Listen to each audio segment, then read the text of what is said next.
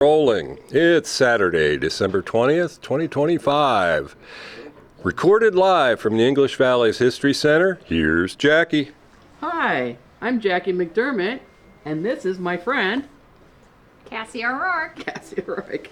And we're recording live from the English Valley's History Center, and Cassie wants to tell you the latest on the Knoll Ridge Pool. So I just wanted to hop on here and say thank you to everybody who has donated and followed along on this project.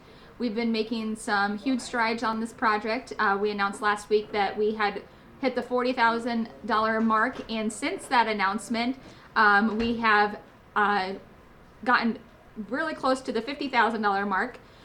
So the resurface has been booked, the contractor has been booked. We will be opening up in the spring. So with that, we have about $12,000 left to raise to actually open our doors at Knoll Ridge.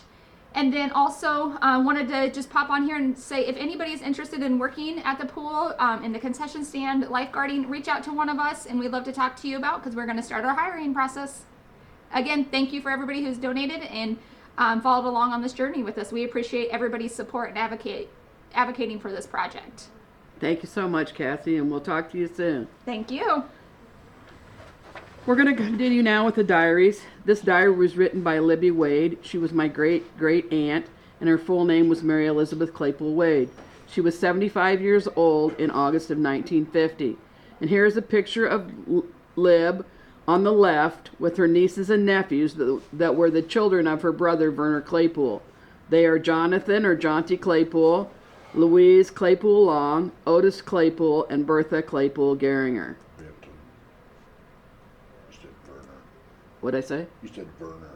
Benton. You're right. They're the children of her brother Benton. See, that's why I have my people here to tell me when I make mistakes.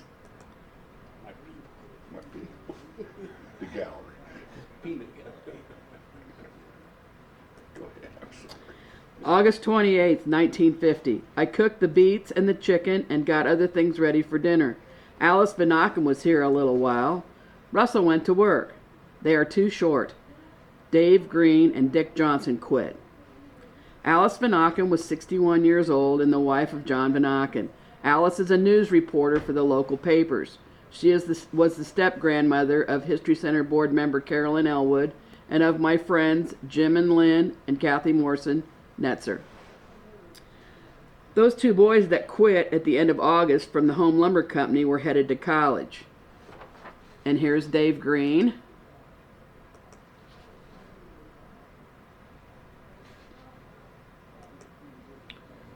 I sent my letters that I wrote yesterday. It rained again today. I guess there was quite a big rainfall yesterday, about 3/4 of an inch, in just a few minutes. Russell said it rained hard where they were.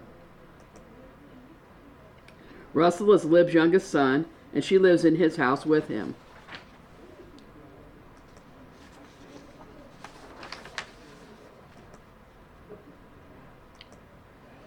Maud was here this p.m. She was to Cedar Rapids to see Jessie Schoenthaler.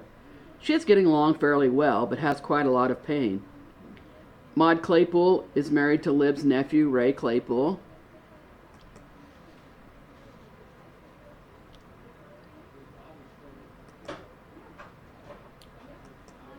And Jessie Schoenthaler is a neighbor and the wife of Lib's dentist.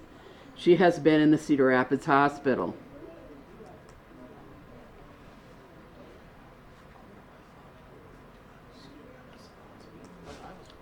Estella was here today, and also Mrs. Bolts. Mrs. Tracy McDonald stopped a while. Estella, or Stella Wallace, is the mother of Lib's daughter-in-law, Lena Wade. She is a neighbor, as is 89-year-old Elizabeth or Lizzie Geiger Bolts. Trace, or Trazia McDonald, is the 64-year-old widow of Charles McDonald and was the grandmother of the McDonald children who attended English Valley's High School and their cousins. She was a housekeeper for the Catholic priest, Father Dugan, a block away on Boland Avenue. And here's her wedding picture.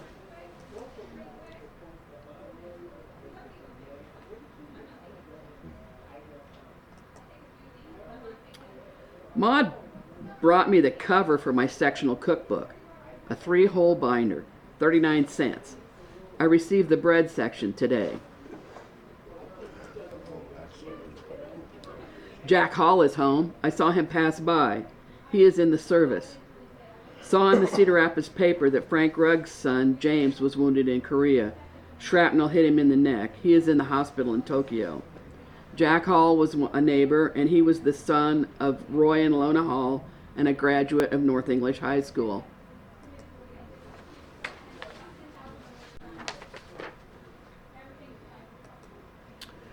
August 29th, 1950. Another cloudy morning. Just heard there was a hurricane in the Gulf of Mexico headed towards Texas. Hope it is not bad. This is Mrs. Laura Swope's birthday, her 99th. She was my first school teacher, lives near here, and is able to be up part of the time. Her daughter, Millie Knipfer, takes care of her. Open house for her today. I have a card to send. Mrs. Laura Swope, who is our town's oldest resident, was 99 years old on August 29th. This came from the record. She is probably the county's oldest inhabitant, too. Open house was held at the Swope home on that day by her daughter, Mrs. Millie Knipfer. 57 friends and relatives called on Mrs. Swope during the afternoon. She was able to greet each one with a cheerful smile and a hearty handshake. After a very pleasant visiting period, refreshments of ice cream and cake were served by her daughters, Mrs. Ernest Malloy and Mrs. Knipfer. Mrs. Merle Schaff, the eldest granddaughter, sent greetings of original verses portraying the honoree's love of flowers. Born Laura McKinstry in 1851 in Mercer County, Illinois, she came with her parents in a covered wagon to Iowa and settled on a farm east of North English. She was married to Benjamin Swope in 1881. He died a number of years ago. Besides the two daughters, they were parents of two sons, Arthur and Ross, who are both now dead.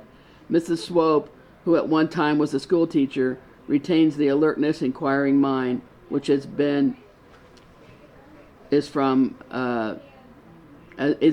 when physical powers wane. She especially enjoys her 6 grandchildren, 15 great-grandchildren, and one great-great-grandchild.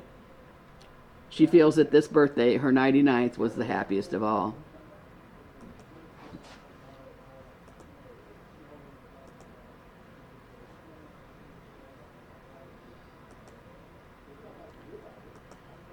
And that baby, her youngest great-great-grandson, would have been Billy Brock.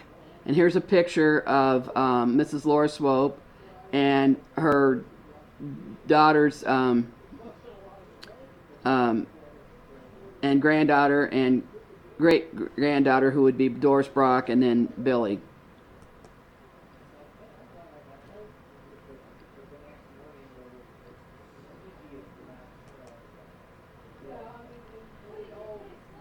Millie Knipfer, the daughter of Laura Swope, is one of Lib's friends. And here's a good picture of Laura Swope.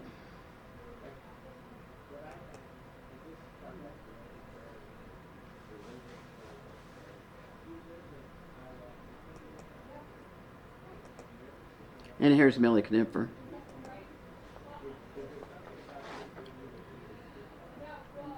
And of course, Millie was the ancestor of most of the Knipfers who live in town today. Lena was here a while this AM. Warren is laid up with a lame back. She went down and got Shorty, or Roy Harris, to go in his place today. Warren is about tired out and not well. I wish he had a different job. Lena and Warren, or Mike Wade, are in this picture coming up, and he was Lib's second son.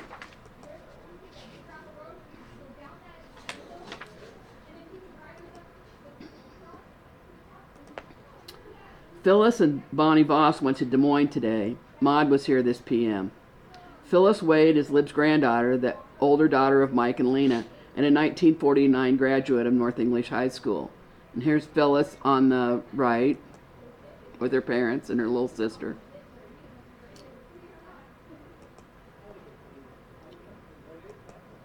And her friend was Bonnie Voss, who was the sister of Owen Voss and Millie Cox. That's a picture of her in later years.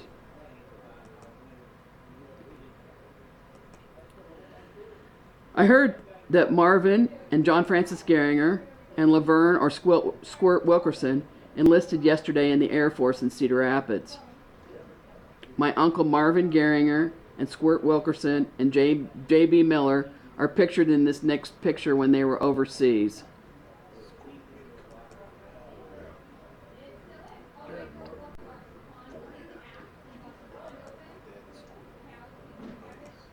And this is a picture of my dad, John Francis Geringer.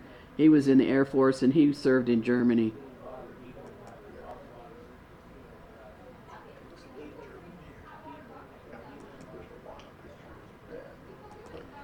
Mary Regsager called up. She is feeling fine. She said she wants to come up as soon as she can. Mary Regsager is Lib's friend who lives down the street, who has been very ill but is now recovering. She is on the right side of this picture with her late husband, Fred, and the rest of the Regsagers.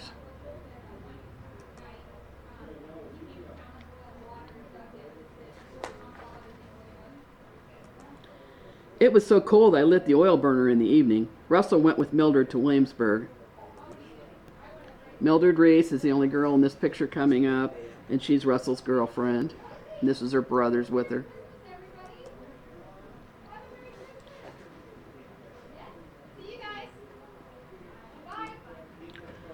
August 30th, 1950.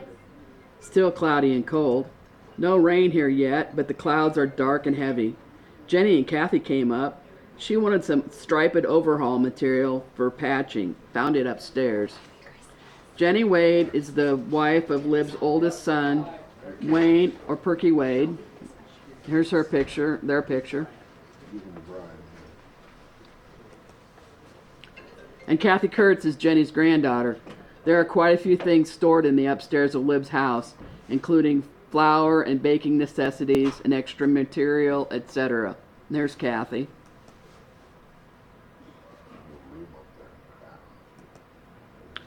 I wiped off the kitchen floor after I had washed the dishes. Rather hard for me to do, but better than seeing it so dirty. I wrote an order for the meat section of the growing cookbook. I sent it with Mary Ann. She said that Emmett Agnew is pretty sick at his mother's, a nervous trouble. Mary Ann is Mary Newhouse, another widowed neighbor, and Emmett's mother was Minnie Agnew, who lived across the street to the east from Lib. And here's Minnie.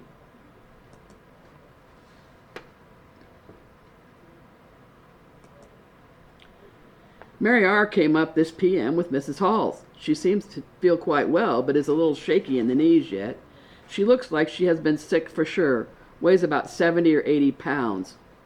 Mrs. Halls was the mother of Leroy Murphy and Shirley Halls. Elsie Miller came, had been down to Mary's, and found her here when she came back. Elsie Miller is a friend from the days when Lib and Mary Regsager lived in the Green Valley area east of town. And here's Elsie and her husband.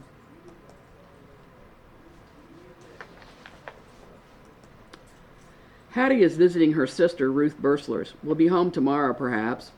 Ruth is to bring me a hen and some eggs. Hattie Newberry Killian is Lib's neighbor, who runs a boarding house on Boland Avenue. Her sister is Ruth Bursler, who was the mother of Levon Bursler and his brothers.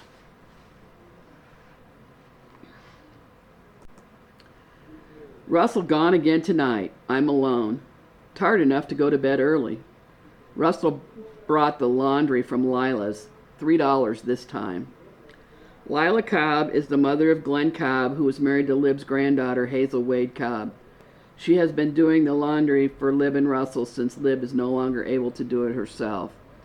And Lib is on the left of this picture with her father, Peter Hardy, and his wife and her sister, Jessie.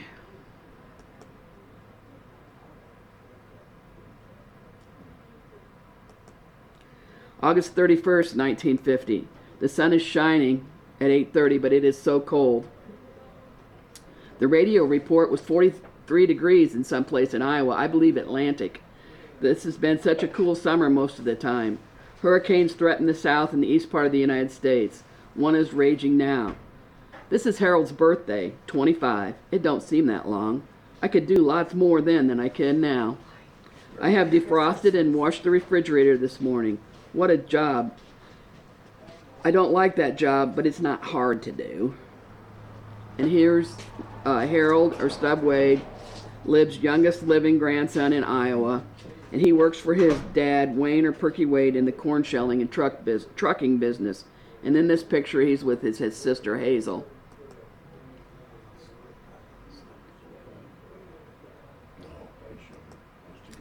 I had dinner ready when Russell came. He ate uptown this morning, just wanted to meet the other men, and then after dinner he went to Sigourney for his shot. He thinks it is helping. Russell is seeing family friend Dr. Doyle in Sigourney for arthritis shots. Mary Ann was here a while, and Ruth Bursler brought a chicken and 2 dozen eggs. Tracy was here this forenoon, rode home with Mildred Smith. She said Marvin and John F. go the 7th, I suppose for a physical exam. Tracy Wallace was my paternal great-grandmother, and her grandsons, my Uncle Marthin Geringer and my dad, John Francis Geringer, have signed up for the Air Force. And here's a picture of Tracy in her house, in front of her house on Smoky Row, or East Washington Street. Appreciate it. Thank you. Yes, we got to take off for one person, so I got to go around everybody else. Millie gave me some tomatoes, and Mrs. Bolts brought some in the PM. They are painting over at the Newberry place, a second coat. The Newberry place across the street from Lib is where the Shorty and Lorna Harris was living in 1950, and here's a picture of that house now.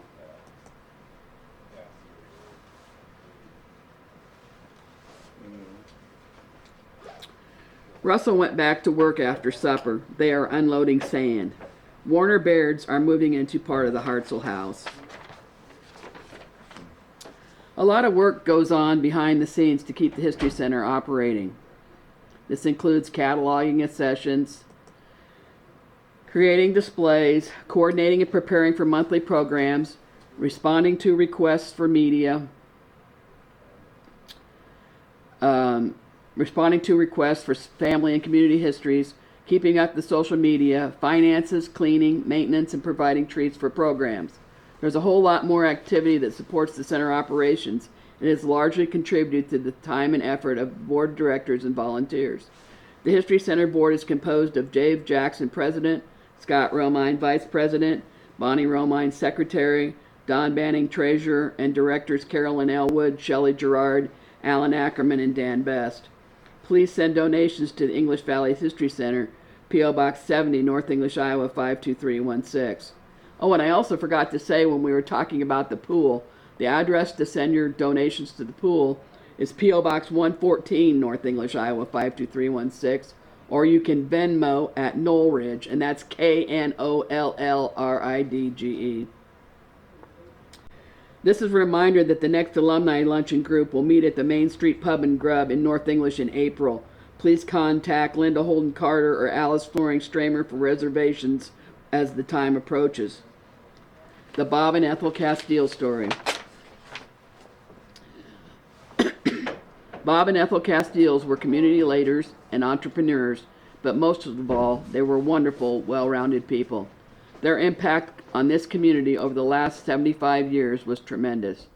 Most of the information in this article comes from a story by Wendy Good and from other information in the North English 150 yearbook and from their obituaries, but I remember both of them so well I could have almost written their story, but I would have not been able to tell you the correct timeline. Bob Casteel was not a native of North English, but of Oakwood, Illinois, where he was born in 1924. He was in the U.S. Army Air Corps from 1943 to 1947, where he saw the world, including North Africa, Iran, through the Mediterranean Sea to the Suez Canal and Sri Lanka, and was finally stationed for 3 years in the Burma, China, and India Theater, or CBI, where he was a private first class and a photographer, developing film and making aerial maps for strike forces. His father enrolled him in the American Legion, where he was a very active member for over 60 years. He was a member of the Veterans of Foreign Wars for over 50 years, as well as the Masonic Lodge, the Methodist Church, the Rotary Club, and the North English Fire Department. Here is a picture of Bob Casteel as a 60-year member of the American Legion.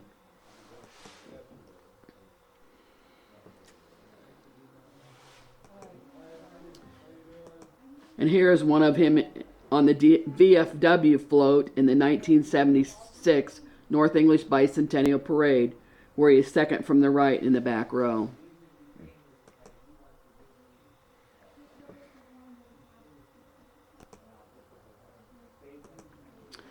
But let's go back to the beginning of the love story of Robert and Ethel Casteel. Ethel Casteel was born in 1923 in Iowa County. Her father, Ed Morse, bought a dairy farm where she was raised in the 1930s. Ethel delivered bottles of milk and cream to customers in town while her father drove the pickup truck. Ethel Morse graduated from North English High School in 1940. Here she is on the right side of this picture of her senior class in the front row.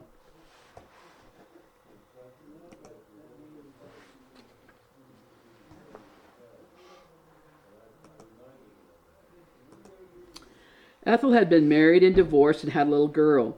She was working as a waitress at Brown's Maid-Rite when she met Bob Casteel, who had just arrived in town.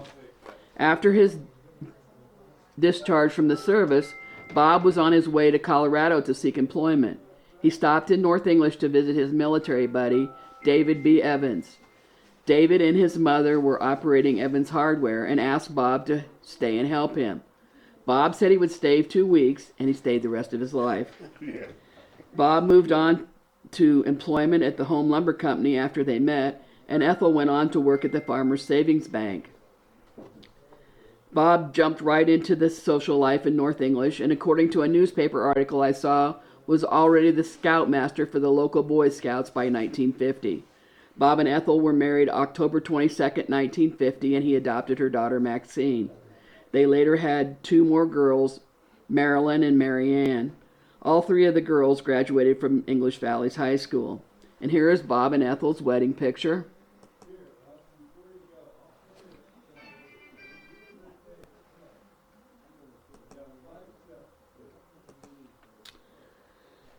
Their new home on Lutton Street was built by Elvin Holton and crew. And here's their house.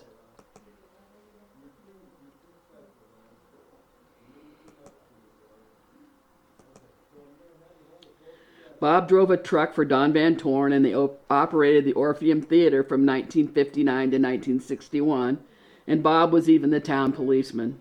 Here's a picture of the theater that they owned.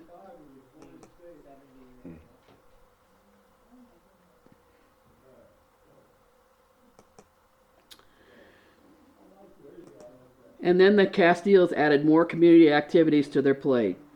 Here is a picture of Keith Kirkpatrick, Burdette Lords, Everett Lords, and Bob Casteel in their beards for the 1954 centennial.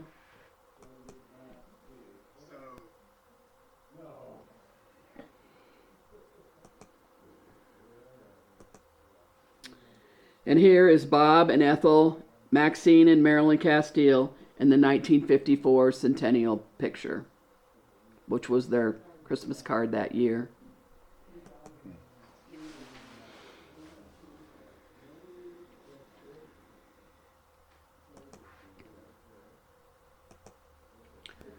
Bob kept busy teaching Sunday school, and here's a picture of one of his early classes.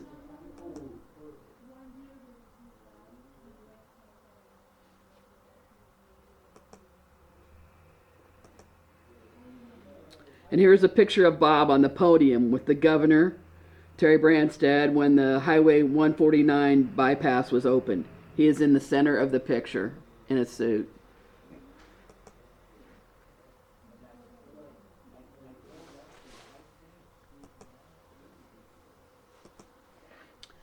Ethel stayed busy being a Girl Scout leader, a member of the United Methodist Women, the VFW Auxiliary, the North English Library Board, and even serving for a time as the librarian at the North English Library.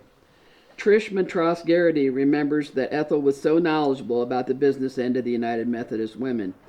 Ethel was seated second from the right in this picture of the library board, and she was on the board when they did the expansion of the library in the late 1980s.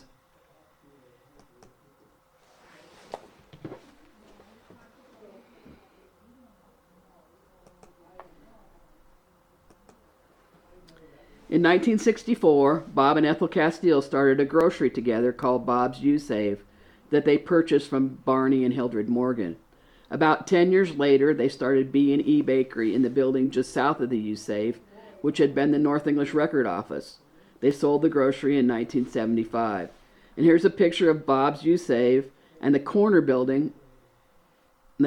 of the building next to it that was later the bakery.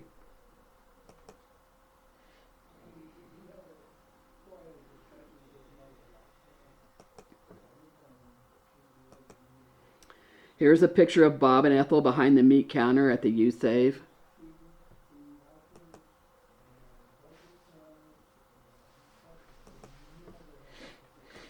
And here is a picture of Bob at the B&E Bakery.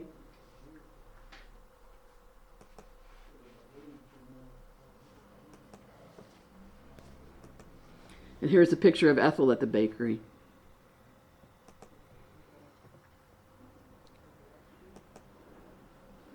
They had really good treats at the bakery, and the place smelled like heaven. I talked to Helen Kirkpatrick Schwietert from Colesburg, Iowa, and Lake Placid, Florida, and she mentioned the delicious fried, crisp apple fritters from the B&E Bakery. She said they were the bomb. They also operated the grocery store in South English, and I remember when Catherine or Katie Kaufman worked in the South English store for them. Bob later worked in maintenance at the English Valley Care Center. He had been on the board of directors when the nursing home was incorporated in 1971. And here's a picture of Bob turning the first shovel of dirt for the nursing home.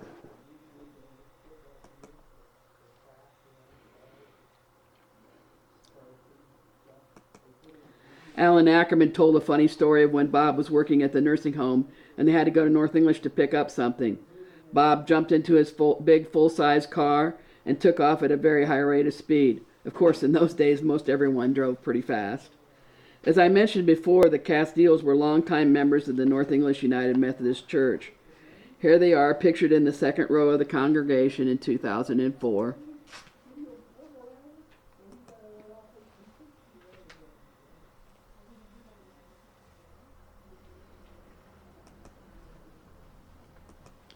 And here is a picture of the entire Casteel family.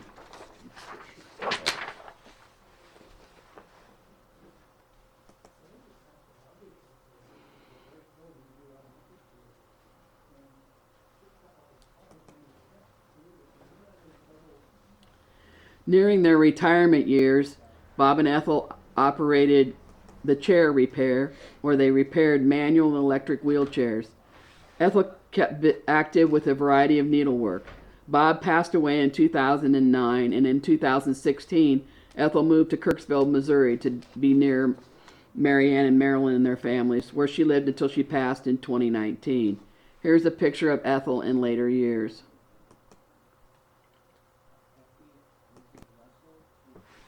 North English truly was a better place with the addition of Bob and Ethel Casteel and family. The story of the Christmas star, as written by Scott Romine.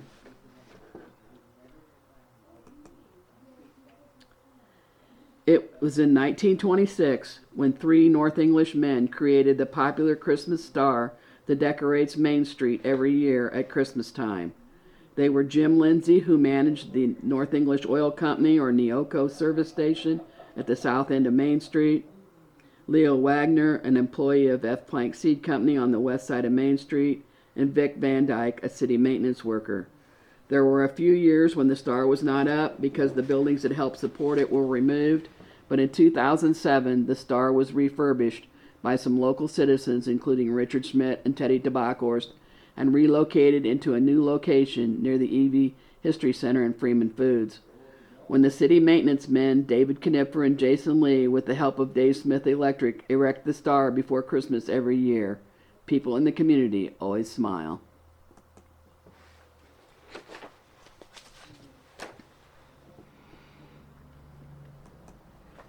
Mark Claypool from Sigourney said, "Jackie, wonderful memories again.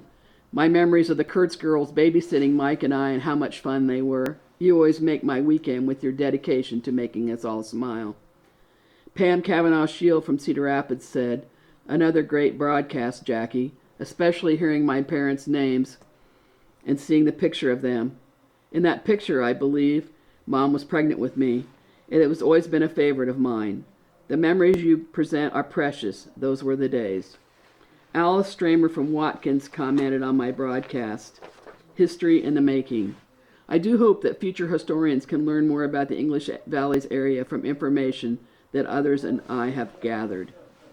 Vicki Orndorff Johnson from California commented, "Thank you for today's broadcast, Jackie. I enjoy each one with all my heart. It is amazing how much I was influenced by the time I spent there."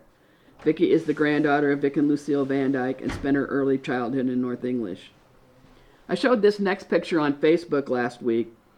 This is an aerial shot taken recently by Iowa Elite Marketing for the sale of one of the houses on Oak Street, right across from Lib Wade's house.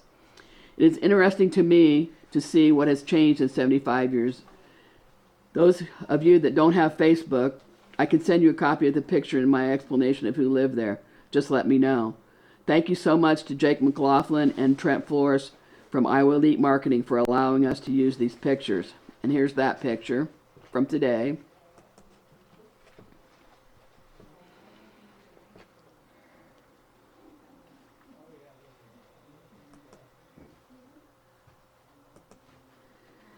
And this week, Dave Jackson sent me a picture of Lib's World from the 1940s, and I put it on Facebook also. It's looking east down Oak Street from the west of the bank, and the bank is on the top right-hand side, and then the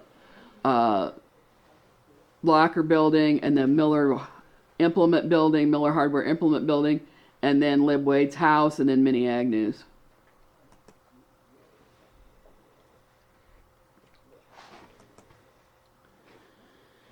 Our sympathies this week.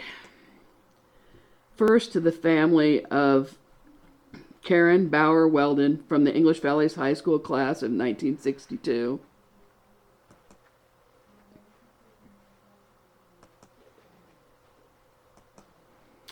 And to the family of Ed Frazier from the class of 1976.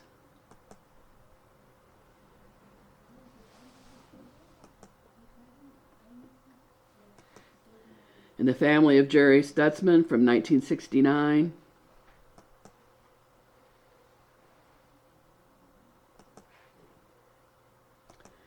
And to the family of Phyllis Kirkove Back from the class of 1965.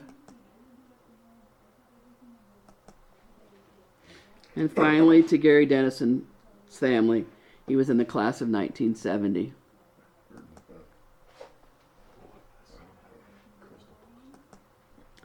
We are also interested in learning about historical English Valleys items that you might wish to donate to the History Center. Please contact Dave Jackson, Scott Romine, or any board member to donate. And that's it for this week. And that's a wrap. Great job, Jackie, and happy holidays, everybody. Yes. No, I hadn't heard about Gary Dennison. Yeah,